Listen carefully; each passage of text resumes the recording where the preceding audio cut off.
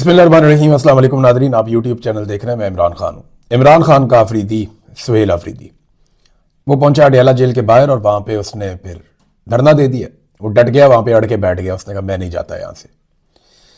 खैबर पख्तूनख्वा में इमरान खान साहब ने वज़ीर आला तब्दील किया और एक ऐसे आदमी को वज़ीर आला बनाया जिसने बिल्कुल गिरती हुई तहरीक को दोबारा से खड़ा किया।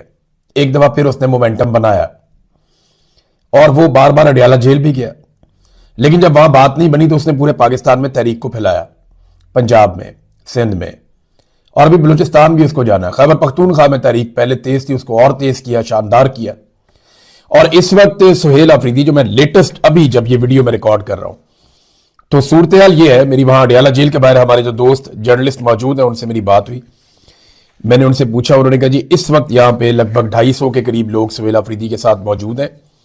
इन्होंने आम पब्लिक को दावत नहीं दी कि आप वहां पहुंचे, यानी ऐसी कोई कॉल नहीं है कि पाकिस्तान की आवाम वहां पे पहुंचे। अभी तक तो ऐसा नहीं हो रहा। ये पब्लिक मीडिया पे कुछ भी चल रहा हो, लेकिन 250 लोग हैं। सिर्फ ये कहा गया कि तमाम MPAs जितने भी खैबर पख्तूनख्वा असेंबली के अरकान हैं वो सारे के सारे पहुंचे अडयाला जेल के बाहर।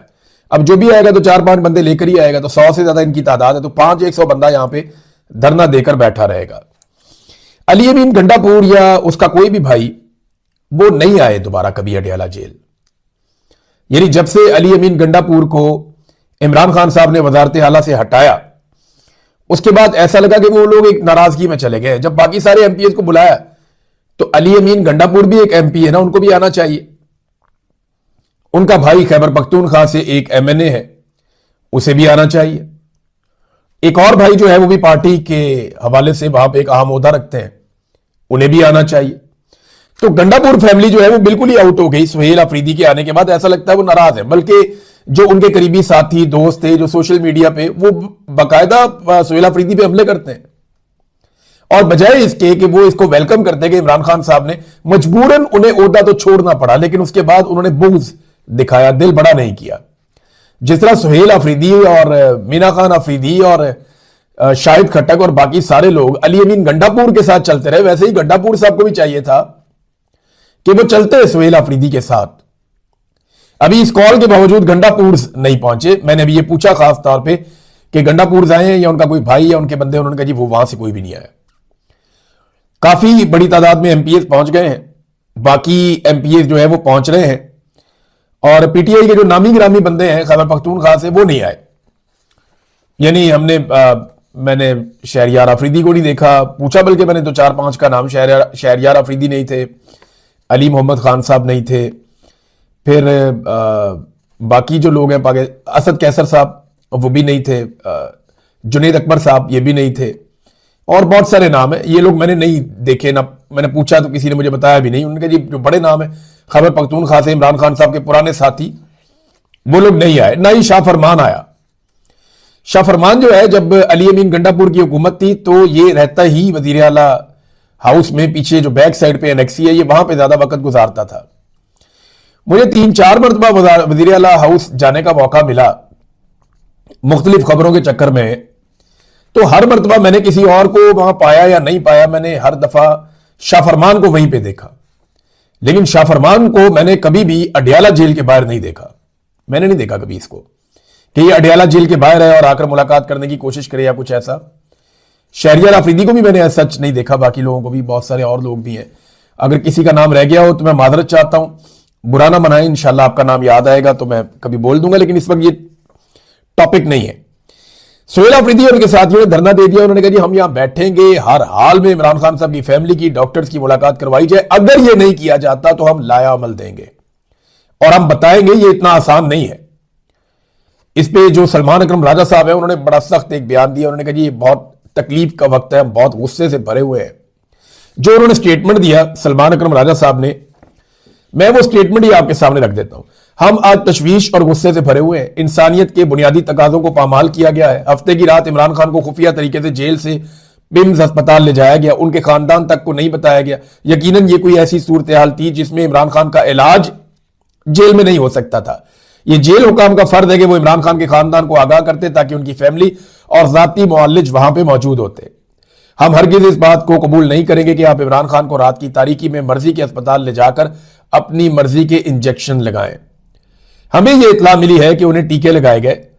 फ्रॉड ज़दा हुकूमत के वजीर 6 रोज तक इस बात को जुटलाते रहे, लेकिन आज इन्हें मानना पड़ा यह फ्रॉड हुआ है, यह बेईमाना अमल हुआ है। हम आज आए हैं और इमरान खान से मिले बगैर वापस नहीं जाएंगे। यह इमरान खान का इंसानी हक है। आज हम खड़े हैं और कौम को कहते हैं या जुल्म और बर्बरियत हो रही है, मजलूम के ऊपर जुल्म हो रहा है। यह जनाब सलमान अकरम राजा साहब का स्टेटमेंट है और पाकिस्तान तहरीक इंसाफ खैबर पख्तूनख्वा ये वहां जाकर बैठ गए। एक और जो इसमें इंपॉर्टेंट डेवलपमेंट हुई वो ये हुई कि जो वफाकी वजीर इत्तलात हैं अता तारड़, उन्होंने एतराफ कर दिया। उन्होंने कहा जी बिल्कुल इमरान खान साहब को खुफिया तौर पे अस्पताल लाया गया था, उनका कोई मेडिकल ट्रीटमेंट होना था, वो ट्रीटमेंट उनका हुआ। अता तारड़ ने 20 मिनट का कहा, लेकिन ट्रीटमेंट 20 मिनट का ही होगा, लेकिन वो प्रोसीजर लंबा हो जाता है ना। पहले ऑपरेशन की तैयारी होती है, पेशेंट को तैयार किया जाता है, उसके बाद प्रोसीजर के बाद भी वेट किया जाता है और उसके बाद फिर वापस मुंतकिल किया जाता है। तो 3 घंटे का ये प्रोसेस मीडिया में रिपोर्ट हुआ, लेकिन अता तारड़ ने एतराफ कर दिया कि इमरान खान साहब को लाया गया था, गो कि उन्होंने 20 मिनट का कहा। देखिए अता तारड़ बेचारा उतना ही बोलेगा जितना उसको पाकिस्तान की मिलिट्री एस्टेब्लिशमेंट बता देगी। कोई फौजी ऑफिसर फोन करके कहेगा कि भाई ये तुमने कहना है, वो कहेगा जी सर मैं ये कह देता हूं। इससे ज्यादा की उसकी औकात नहीं है और इससे ज्यादा की उसकी इंफॉर्मेशन भी नहीं होगी। वफाकी वुज़रा से जब बहुत सारे सहाफियों ने पूछा, उनसे रब्ता किया, जी बताएं, उन्होंने कहा जी हमें पता ही नहीं है। सेहत के शोबे से मुतालिक जो वुज़रा है वो भी नहीं जानते थे कि अस्पताल में इमरान खान को लाया गया या नहीं लाया गया। अब ये कोई मेडिकल इमरजेंसी नहीं थी। एक बात आप याद रखिएगा, इमरान खान साहब को जो जेल में लेकर आए कोई मेडिकल इमरजेंसी नहीं थी कि उठा के जेल में ले आए, नहीं कि अचानक से कुछ हो गया, नहीं। ये एक मेडिकल प्रोसीजर है जिसके लिए उनको लाया गया था। तो इसके लिए दिन को भी लाया जा सकता था, दिन को नहीं लाया गया। इसके लिए आगाह करके लाया जा सकता था, आगाह करके भी नहीं लाया गया। आधी रात को लाया गया। फैमिली को आगाह ना करना इंतहाई दर्जे की नाअहली है, ये बदनीयती है। ये इखलाकी नुक्ता नजर से, कानूनी नुक्ता नजर से गलत है ना, कि जब आप एक इतना इंपॉर्टेंट प्रोसीजर एक कैदी को जेल से निकाल के अस्पताल में ले जाकर कर रहे हैं, तो you have to inform the family. Family को आपको बताना पड़ेगा कि जनाब हम ये करने जा रहे हैं आपके कैदी के साथ। तो आप लोग पहुंचे अस्पताल, या कम से कम उनकी कॉन्सेंट ली जाए। और ये कोई आम कैदी नहीं है, ये साबिक वजीर आजम है पाकिस्तान के इमरान खान साहब, और इनके पास पाकिस्तान का सबसे बड़ा और शानदार कैंसर का हॉस्पिटल शौकत खानम का पूरा अमला मौजूद है। इनके अपने प्राइवेट डॉक्टर्स भी हैं जो इनकी सारी हिस्ट्री को जानते हैं। उनसे भी इस मामले को छुपाया गया। तो ये बहुत बड़ा रिस्क लिया इन्होंने। ये बदनीयती पर मबनी था। वजह क्या बनी देखें, ये 3 घंटे का प्रोसीजर था, तो 3 घंटे बहुत होते हैं इस्लामाबाद और रावलपिंडी में भूचाल आने के लिए। ये बात पाकिस्तान की मिलिट्री एस्टेब्लिशमेंट को और जो लोग ये सारा ऑपरेशन कर रहे थे उन्हें इस बात का पता था। आप देखें ना, पिछले दिनों अडियाला जेल का सुपरिटेंडेंट भी तब्दील किया गया कि भरोसा नहीं था जो आदमी पहले था, और इन्होंने सोचा लगे वो आदमी भी इनका अपना आदमी था, लेकिन अपना बंदा लाया गया कि हमने ऑपरेशन करना है, लिहाजा अपना बंदा ला के उसके बाद ये सारा प्रोसीजर किया गया। अब इमरान खान साहब का ऑपरेशन हुआ। डर किस बात का? डर इस बात का है कि 3 घंटे क्या 2 घंटे भी बहुत है। रावलपिंडी और इस्लामाबाद सारा का सारा बाहर आ जाता अगर लोगों को पता चलता कि इमरान खान अडियाला की 4 दीवारी से बाहर है और इस वक्त वो अस्पताल में है। लोग उसकी एक झलक देखने के लिए बड़ी तादाद में, हजारों की तादाद में सड़कों पे आ जाते, और वापसी पे आपको कोई रास्ता ना मिलता जहां से गुजार के आप इमरान खान को ले जाते। फिर आप इस्तकबाल देखते इमरान खान का और वापस जाना देखते इमरान खान का। तो निजाम इस बात को जानता था, लिहाजा ये काम उन्होंने खुफिया तरीके से किया कि कहीं इस्लामाबाद और पिंडी वाले जो हैं वो बाहर ना आ जाए। अब पीटीआई ने धरना दे दिया है, सख्त सर्दी है, और इसके बावजूद उन्होंने कहा रात हम यहां गुजारेंगे, सुबह हम बताएंगे। एक तजवीज यह भी आई और हुकूमत ने इस बात पे गौर किया कि इमरान खान साहब के डॉक्टर्स को मिलवा देते हैं, कोई डॉक्टर भिजवा देते हैं काबिल एतबार बंदा, और उससे कोई यकीन दहानियां ले लेते हैं कि आप सिर्फ मेडिकल पे बात करेंगे, इमरान खान के साथ आप कोई और बात नहीं करेंगे, लिहाजा सिर्फ एक डॉक्टर को भेजा जाए। यह भी एक तजवीज है। इसको मीडिया पे चला चलू के भी देखा गया, लेकिन पाकिस्तान तहरीक इंसाफ कहती है कि ये आइसोलेशन खत्म की जाए, इमरान खान साहब की मुलाकात जरूर करवाई जाए। लेकिन आसिम मुनीर साहब ये रिस्क ले नहीं सकते। उसकी मैं रीजन आपको देता हूं, बड़ा सादा रीजन है। ये इमरान खान साहब की मुलाकातें इन्होंने क्यों रोकी हुई हैं और अभी क्यों रोकी हुई हैं? एक तो चीज ये है कि अगर इमरान खान साहब ने कोई बयान दे दिया ना तो मुसीबत आ जाएगी इस वक्त। यह बात पाकिस्तान की मिलिट्री एस्टेब्लिशमेंट और हुकूमत जानती है कि एक स्टेटमेंट इमरान खान साहब का पूरी सिचुएशन को उल्टा देता है। इमरान खान साहब एक बयान देते हैं, इस वक्त उनकी पॉपुलैरिटी इतनी है और सोशल मीडिया पे, पाकिस्तान के मीडिया पे हर तरफ उनकी ग्रिप इतनी है कि इमरान खान का एक स्टेटमेंट पूरी सिचुएशन को बदल देता है। और इस लेवल पे कोई दूसरा आदमी भी नहीं है जो उसको टैकल कर सके। उसके बाद किसी की इतनी औकात ही नहीं है, चाहे कोई किसी भी ओहदे पे बैठा हुआ है। अब इमरान खान ने अगर कोई बयान फर्ज करें दे दिया बोर्ड ऑफ पीस के खिलाफ या उसके हवाले से, तो इनकी मंजी ठुक जाएगी। वादिया तीरा पर अगर इमरान खान साहब ने कोई बयान दे दिया तो यह एक बहुत बड़ी इनके लिए मुसीबत बन जाएगा। फॉरेन पॉलिसी पे अगर इमरान खान साहब ने तनकीद कर दी तो यह अलग मुसीबत बन जाएगी। अगर 8 फरवरी के हवाले से इमरान खान साहब ने कोई बयानिया दे दिया या जो मुमकिना एहतजाजी तहरीक बन रही है उस पर इमरान खान साहब ने कोई गाइडलाइन दे दी तो यह एक बहुत बड़ा मसला खड़ा हो जाएगा मौजूदा हुकूमत और सेटअप के लिए। और अभी तो इमरान खान साहब ने फील्ड मार्शल आसिम मुनीर के इस्तिस्ना और फील्ड मार्शल आसिम मुनीर को मिलने वाली एक्सटेंशन पे भी कोई बात नहीं की। तो जब इमरान खान साहब बात करेंगे ये फिर नरगे में आ जाएंगे। इमरान खान साहब जब कोई मिलकर आता है ना तो आसिम मुनीर साहब के खिलाफ ज़हनी मरीज का एक वो चलना शुरू होता है ट्रेंड पाकिस्तान के सोशल मीडिया के ऊपर। तो उन्हें इस बात की भी तकलीफ है। सच्ची बात है, ये सुनने में आपको अजीब लगेगी, शायद आसिम मुनीर साहब सुनेंगे उनको बुरा भी लगेगा, लेकिन यह बात हकीकत है कि जब भी इमरान खान साहब से कोई मिलकर आता है, बाहर आके कोई बयानिया आता है, तो सबसे ज्यादा जिसकी बुरी हालत होती है वो आसिम मुनीर साहब की होती है पाकिस्तान के सोशल मीडिया पे। तो इमरान खान साहब का असर बहुत ज्यादा है पाकिस्तानियों पे। लिहाजा ये जो चीजें मैंने आपको बताई बहुत बड़े बड़े इश्यूज हैं। बोर्ड ऑफ पीस का मामला है, वादिया तीरा का मामला है, फॉरेन पॉलिसी का बेड़ा गर्क करने का मामला है, 8 फरवरी एक एहतजाजी तहरीक चलने वाली है उसका मामला है, इस्तिस्ना और एक्सटेंशन पे अब तक इमरान खान साहब कोई बात नहीं कर पाए। तो ये सारी चीजें इकट्ठी हुई है। यहां इमरान खान साहब की अगर मुलाकात होती है तो ये बहुत बहुत इंपॉर्टेंट हो जाएगा और ये इतना बड़ा हो जाएगा कि फिर इनसे संभाला नहीं जाएगा। एक सवाल नाजरीन ने पूछा है, क्योंकि 8 फरवरी के ऊपर सबकी तवज्जो है, सब उसी की तरफ देख रहे हैं। तो एक इंटरव्यू मैं सुन रहा था अचकजई साहब का, उसमें उन्होंने एक सवाल पूछा कि एक बात हमें तय करनी है कि पाकिस्तान फौज के लिए है या फौज पाकिस्तान के लिए।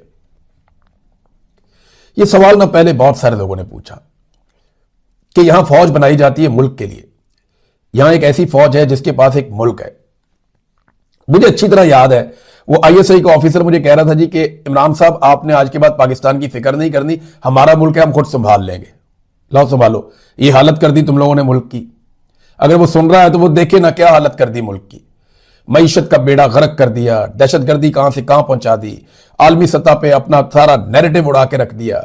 बोर्ड ऑफ पीस के अंदर बैठ के आपने फलस्तीनियों के साथ क्या किया, आपने उनके साथ उनका भी दिल तोड़ दिया, कश्मीरियों का भी दिल तोड़ दिया। पाकिस्तान की इंटरनेशनली इज्जत बढ़ी है या कम हुई है?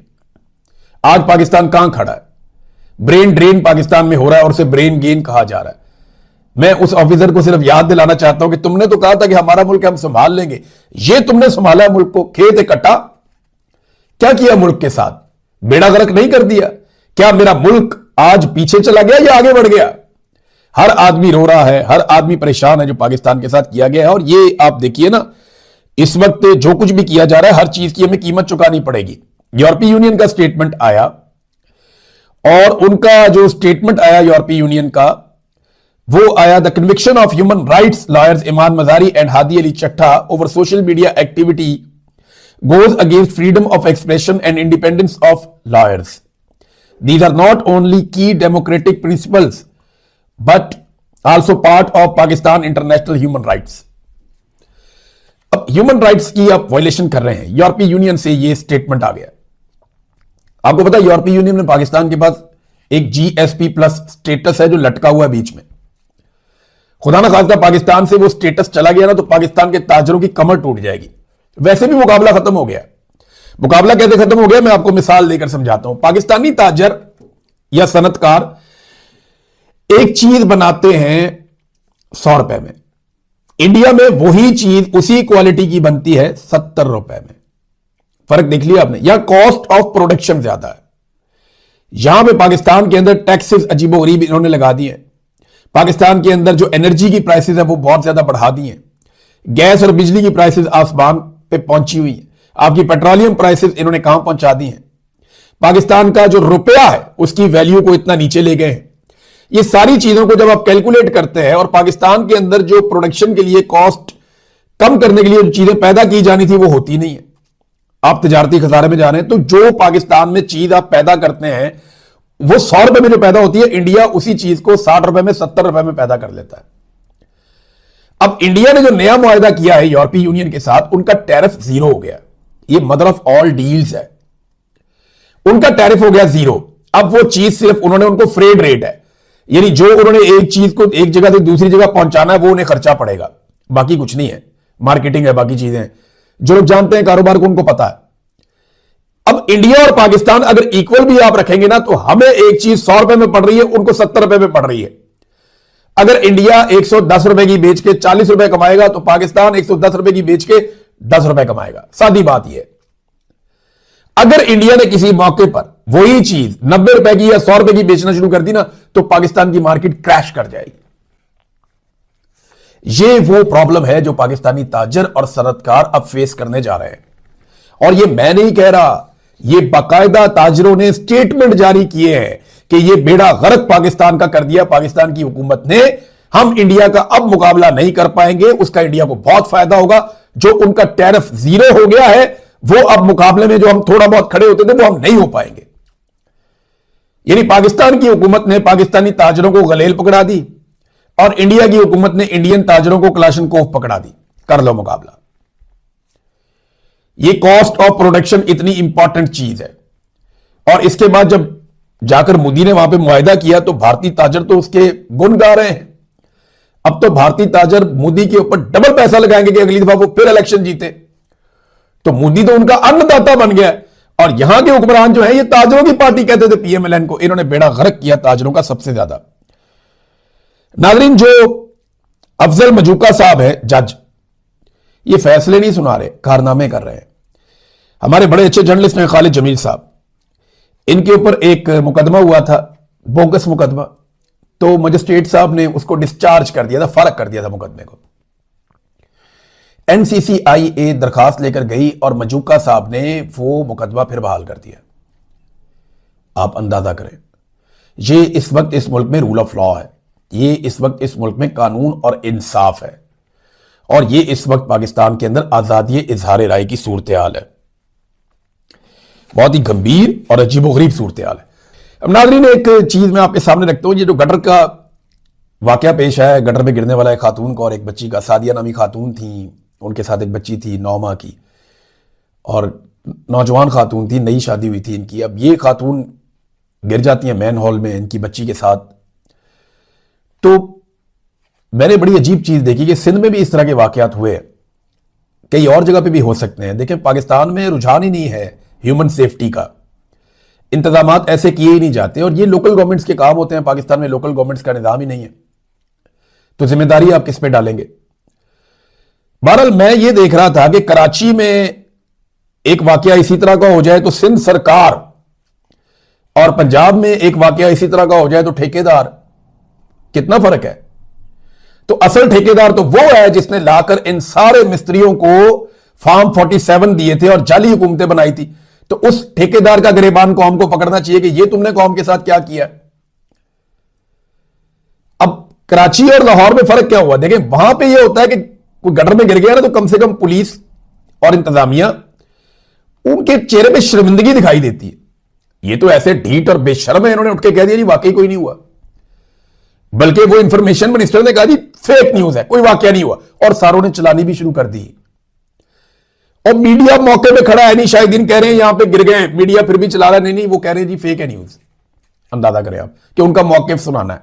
और भाई झूठ चलाना है आपने टीवी के ऊपर, आपने झूठ बेचना है अपने अखबारात के अंदर। और फिर आप ये देखें कि बजाय इसके कि वो शौहर वहां पे खड़ा होकर कह रहा था यार ढूंढो मेरी बच्ची को, मेरी बीवी को, वो तड़प रहा था, उसे पुलिस उठा के ले गई। ये भी पंजाब में हुआ, पुलिस उसको उठाकर ले जाती है 5 घंटे तक, बाद में औरत की लाश मिलती है तो उन्हें पता चलता है ये तो सच कह रहा है, छोड़ो इसको। बच्ची की लाश अगले दिन मिलती है सुबह। कितनी दूर से जाके संज्ञा के पास कोई रिपोर्ट कर रहा था।